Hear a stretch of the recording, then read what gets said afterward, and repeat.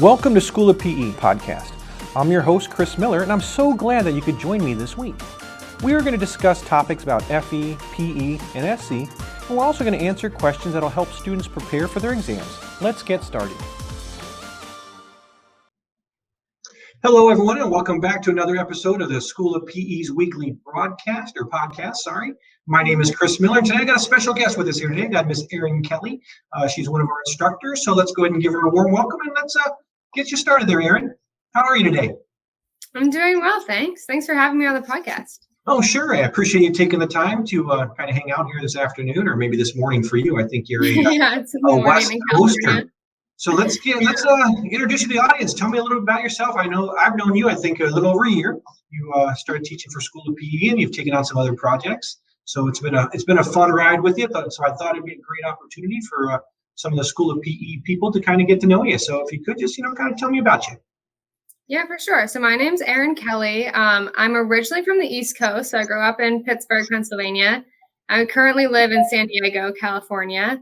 And I'm a civil structural engineer. So I got my education on the East Coast. I worked a lot in New York City. And then as I learned more about earthquakes and got more into the earthquake side of structural engineering, I moved out here to California.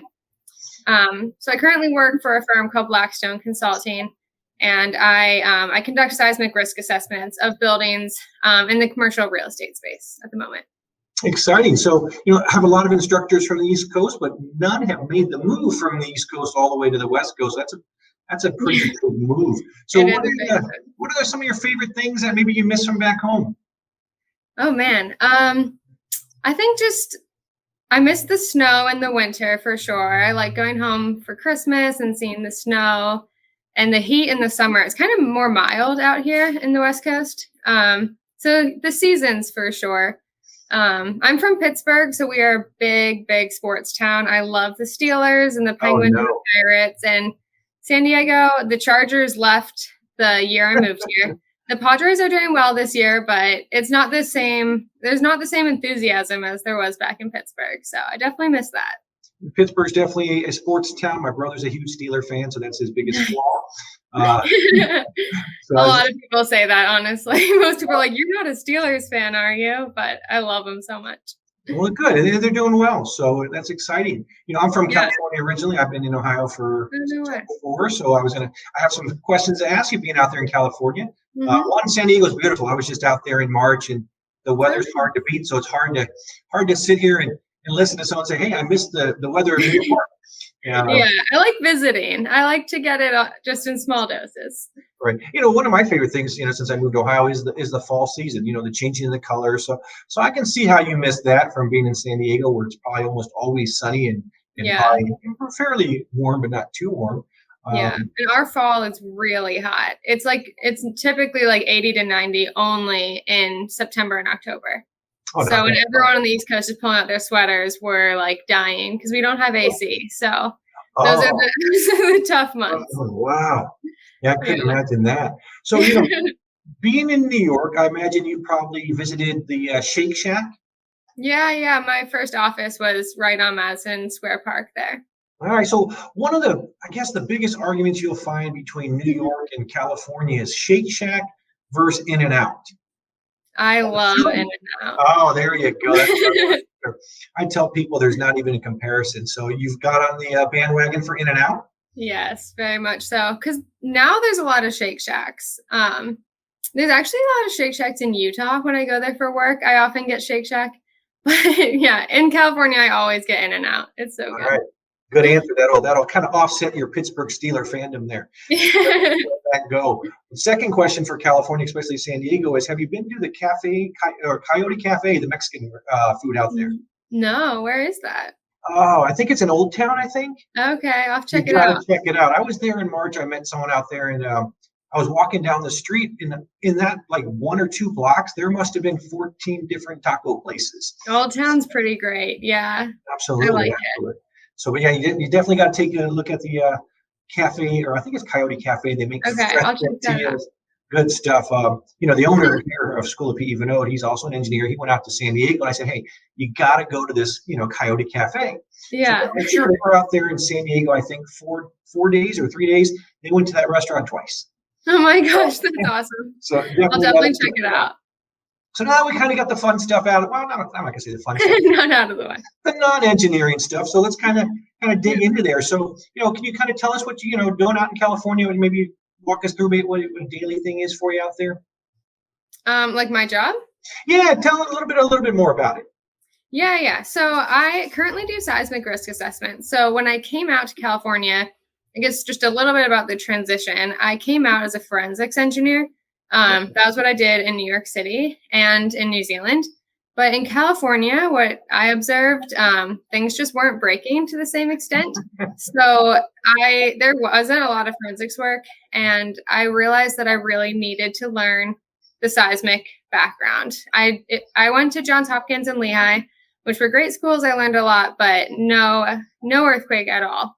I think it was an elective in my grad program, but I didn't take it. I wasn't planning to come to California. So I got out here and I had to study for the seismic PE. So I learned a lot through that. And then as I learned that, I got more opportunities at my job, which I had actually switched out of forensics. I switched to design so that I could get that technical background. So I was designing new buildings, mostly life science office buildings and lab buildings out here. It's huge in San Diego. That's probably the biggest market we have. So I was designing those a lot, doing the lateral design, which was really new to me, but I really liked it. And then I was contacted by my current firm, Blackstone Consulting, to do the seismic risk assessments. So what that means is that anytime there's a building that's there's going to be a transaction on, whether someone's buying it or selling it, if a bank is lending money for it, they want to know what the risk of damage is in the event of an earthquake. So we call that the building damageability. And what I do is I go to a building and we use a standard that's a little looser than there's one that has an exact checklist that you have to follow. We use the ASTM standard as opposed to the ASCE standard. So it's more of a mental checklist based on experience. So I'll look at the configuration, the age, the building type, any defects that I observe, and I'll give the bank a percentage value of replacement cost. So normally it's between 10 and 15%. If it's really new, especially in San Diego where the peak ground acceleration is lower, it can be between 5 and 10. So pretty low for new buildings, but anything over 20%. So that's 20% of the replacement value of the building. Then the building would need earthquake insurance. Okay. And if it's really bad, if we say that there's a concern to building stability, they typically, depending on the lender can decide, but if it's Fannie Mae or Freddie Mac, you would need to repair the building within 12 months. Oh, so wow. You would need to do a seismic retrofit. So we can provide a loose cost, and we can actually do the design if that's what they want. But yeah, so sometimes we'll take it all the way through and do the design. Other times we just say, your building will be okay, expect an 8% loss. Oh, that's interesting. I've never even kind of heard of that kind of field of engineers. That's pretty neat. Yeah, I hadn't either. I thought it was always just forensics or design, but this is kind of like preventative forensics. Yeah, no, interesting. So how do you like the architecture out in San Diego? I like it a lot. It took me some time. At first, the houses are really different, the residential houses. I didn't know if I would ever want to buy one because I grew up in a 3-story Victorian house on the East Coast, and you don't have those here. But I've actually really grown to love the craftsman's cottages and the Southern California architecture. Very nice, very nice. So you said you went to Johns Hopkins, right, for your education. Mm-hmm. So what were you immediately drawn to engineering, or did it kind of take a while for that to kind of become your path? Now maybe talk about when did you realize, hey, engineering is where I want to go? Yeah, I did not know that. I'm actually the youngest of 3 girls. So not that would exclude engineering from my mindset, but we all just were more interested in English and history and more liberal arts education stuff. And I was really good at math. And I loved physics. So it seems like in looking back, I should have known, but I didn't. I love languages and I love traveling. So I wanted to study German and history in college. And then luckily my school had a really good college advisor, and he was like, you know, you're really good at math and you're the only girl in your AP physics class. So maybe like you want to study engineering? And I didn't know what it was. So I said, okay. So that's how we got to Hopkins and a couple other schools on my college list. We decided together that I would look at schools that had liberal arts and engineering, so really strong programs in both. But I would start in engineering because I could transfer out, but you can't really transfer in and graduate in 4 years. So that was our determination. I was in like AP Italian, and he had me drop that and pick up an AP stats class. So he really helped me on that. But back to being the only girl in my AP physics class, that was really what helped me find my path. It was a small class, like 5 people. So actually it was still like 20%, but my teacher was female, and she asked me if I wanted to go to this Women in Engineering Day at Carnegie Mellon. She said she would take me down. It's in Pittsburgh, so it's like 30 minutes away. So we went, and they had all these disciplines set up, and I got to go to 3 different, to chemical, one other one. It was like nanotechnology. It was really cool, but not for me. And then I went to civil, and I loved it. I thought it was just the coolest thing. So actually that night I went to a Pittsburgh Penguins game with my dad, and I told him I'm going to be a civil engineer. And he was like, okay. And here we are. So yeah, that teacher definitely, and that college advisor made all the difference with helping me recognize my interests, my skills, and getting me on that path. All right, good. Looks like you had a lot of help in guidance. That's great. Did you mention AP Italian? I love languages and traveling. So yeah, we went to France when I was 13, and we met up with my grandparents had these family friends from Italy who came and met us, and we couldn't talk to each other like the grandkids because they didn't speak English and we didn't speak Italian. So my sister and I decided to learn Italian. It didn't go that well. I wasn't AP, but Italian wasn't my skill set. I was really good at German, and I love German, learning the language is very formulaic. I actually think it's not that different than being good at math and science. There's like charts and tables, and the skills are the same to learn German and math, in my opinion. Well, so that was an easy transition then. It would have been. You're the first one I've ever met that had an AP in any of the language. Really? I was happy to get through Spanish 104. So an AP, that's impressive. So were you happy that you made the switch from AP Italian to AP Stats? Yeah.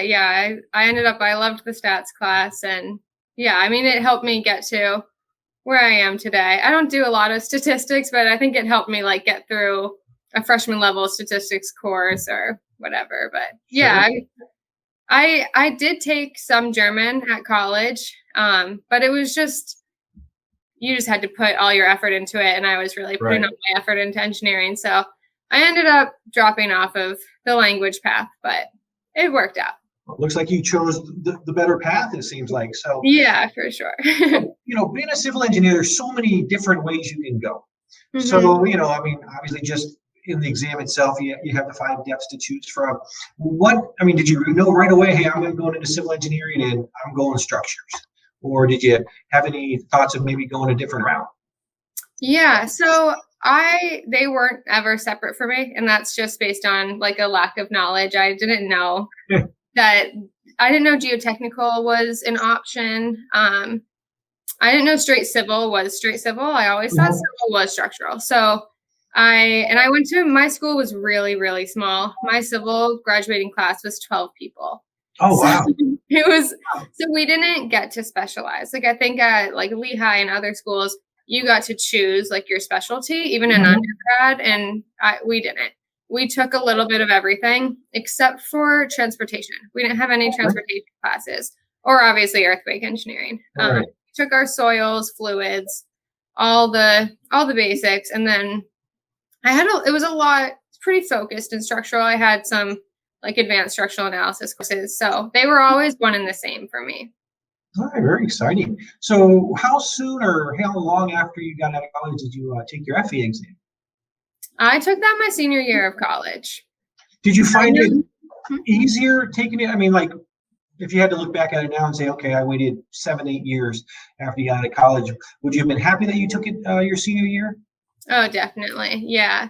I was talking to one of my old professors, and she said it's now a requirement to at least take it. I was like, oh my gosh, you have to like guaranteed pass to graduate, but no, you have to take it to graduate. And I think it's so worth it. A lot of that stuff I haven't seen again. Like, I was writing the flashcards for the School of PE and the FE stuff. I was just like, wow, I haven't thought about a lot of this since college. So I'm glad I took the exam back then. It was, yeah.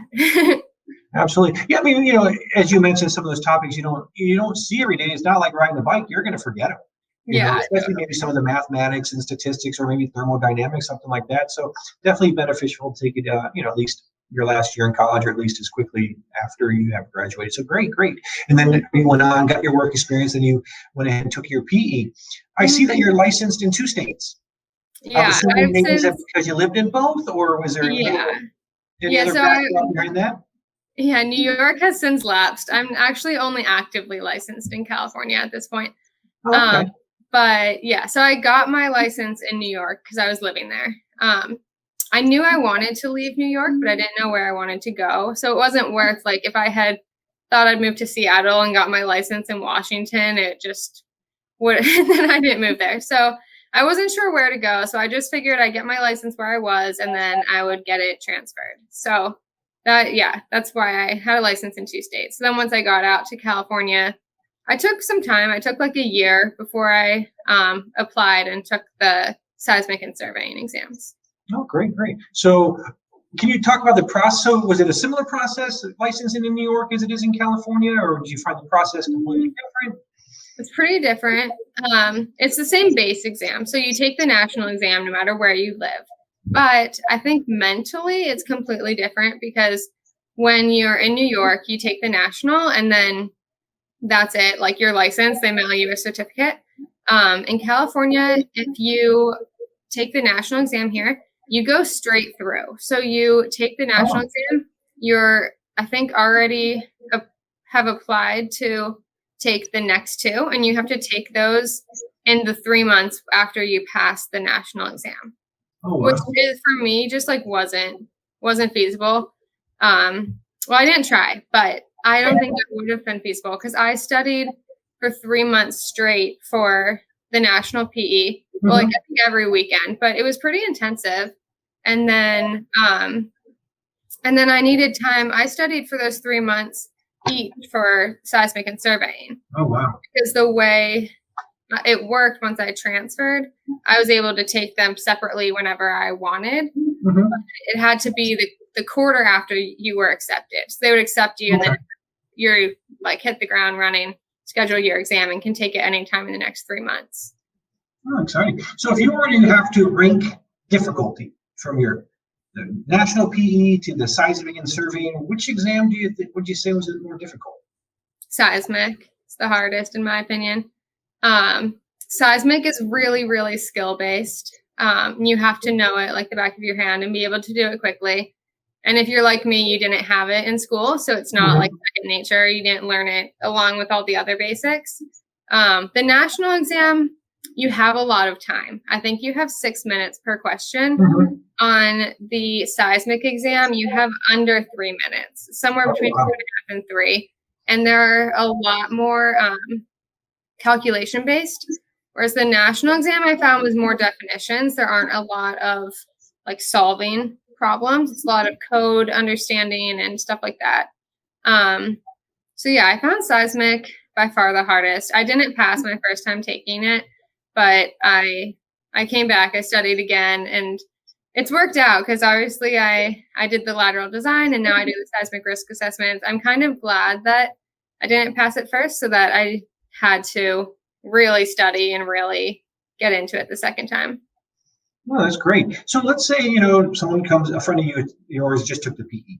And they come and say, hey, Erin, I didn't pass the PE. I'm feeling down. What do I do? What kind of advice could you give her, saying, hey, let her know that, hey, it's going to be okay. Try again. Yeah, I would definitely say it is a hard exam.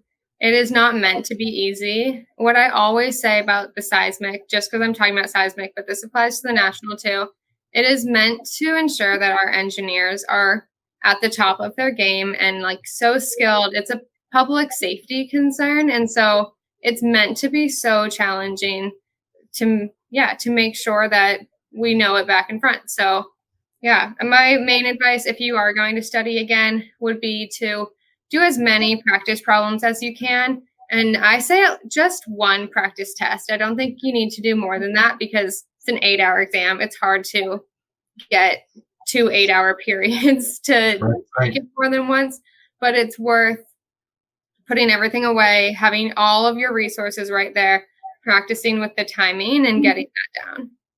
No, I agree. When I talk to students every day and they're always asking me, hey, should I take a practice exam?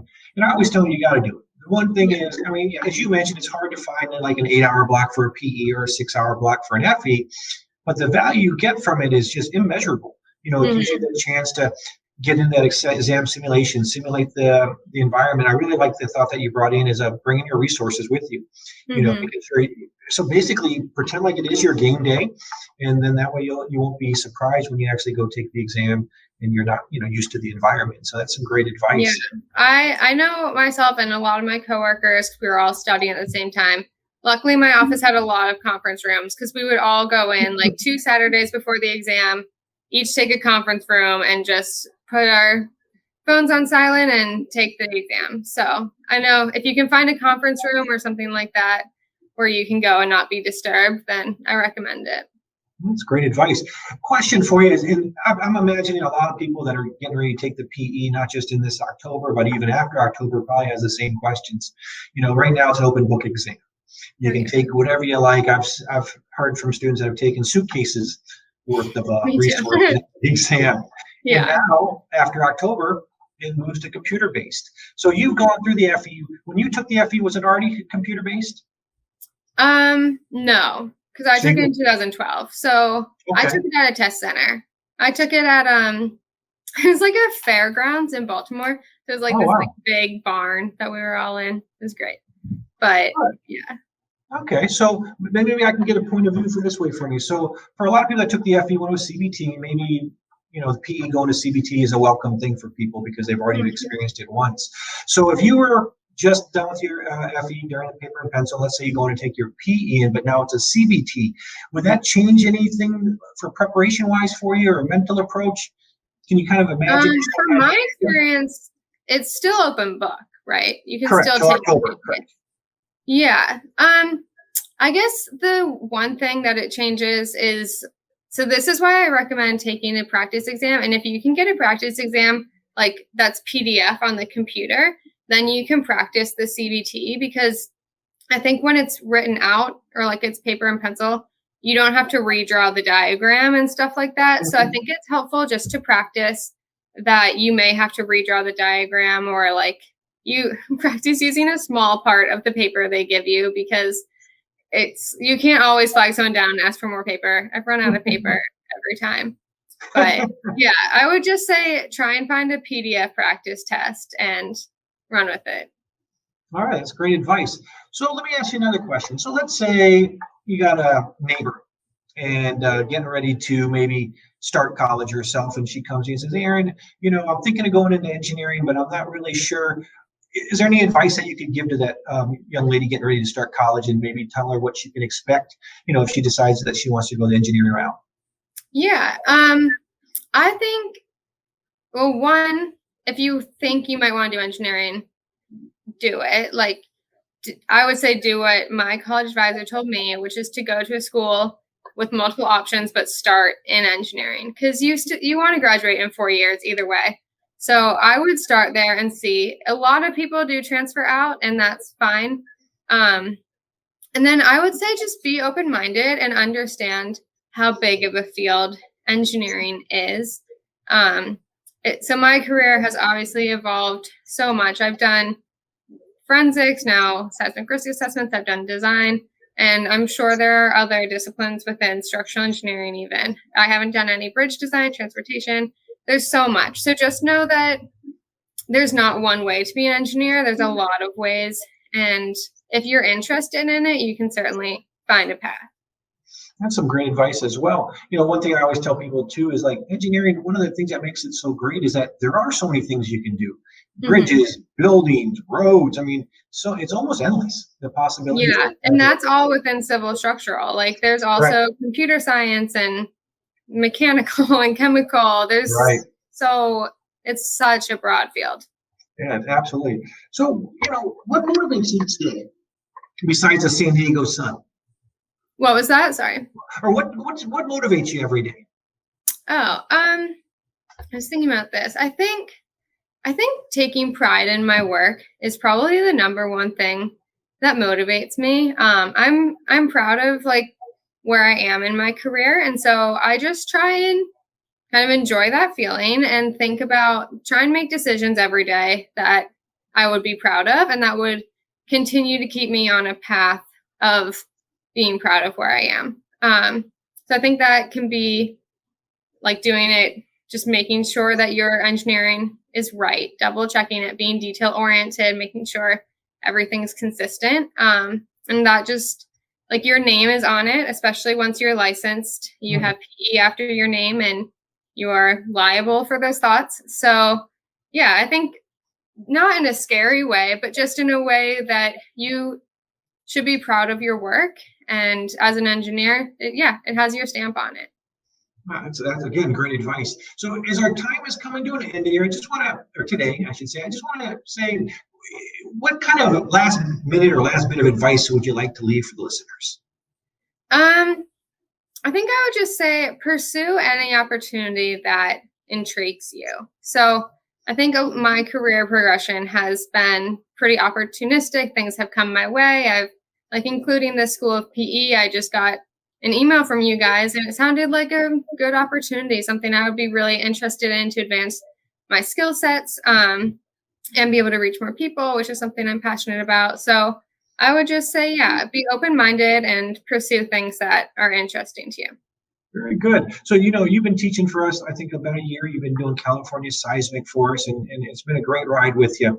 But, one of the things that I've noticed, we haven't actually talked before, but, we've gone back and forth in email, is that you do have a passion. You have a passion for, not just, making sure that, engineers are prepared for the seismic exam, but you just want to, also you're interested in the success of the students. So it's been a pleasure having you on board. I appreciate you taking the time today. And I'd love to have you back for another episode. But before I leave you today, I got to ask you another question. It has nothing to do with engineering at all. All right, I'm ready. You're from Pittsburgh, going to New York. You've seen some great baseball teams, including the Pittsburgh Pirates. I'll give them that. That's debatable. Yeah. Have you been to a Padres game? Oh yeah, I have.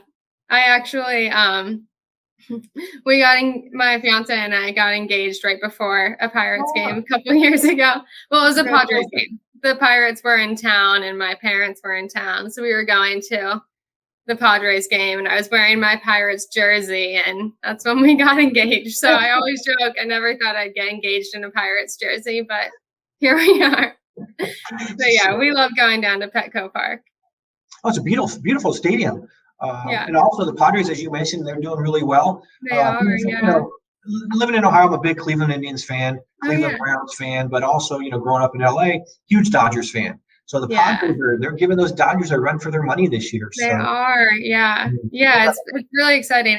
I was saying, I know I started this by saying that it's not a sports town, but people are into the Padres this year. Everyone's talking about it. So that's obviously really fun. Absolutely. So when you arrived in San Diego, is that when the Chargers left? So did you chase them out? 2017. No, they left, I think they ended 2016 into 2017 and then left. Okay. But I'm hoping to go. They're playing the Steelers in LA the weekend before Thanksgiving. And they have that new SoFi stadium. So as a structural engineering nerd and a Steelers fan, I'm really excited to go up for that game. Being a big structural engineer, you should take a look at make your way to Vegas and check out that Raider Stadium. That is an eye marvel out there. So I think that's a TT project. My first firm, I think, did that, but I could be wrong. So. Yeah, it's a beautiful. Yeah. Thornton Tomasetti did PNC Park in Pittsburgh and the Petco Stadium. So I always take a little bit of pride when I get to go to those stadiums. Absolutely. And I'm going to leave you with a little bit of hope. I was listening to the radio today, and I heard that Big Ben is ready to roll for this season. So I think he's in the best. I'm so skeptical.